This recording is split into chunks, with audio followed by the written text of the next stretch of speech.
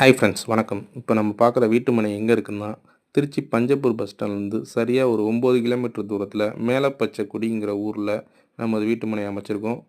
Cut ரோட்டில் தார் road ஃபேஸில் பஸ்ஸு போகிற ரோட்டில் மெயினில் தான் நம்ம வீட்டு மனை இருக்குது.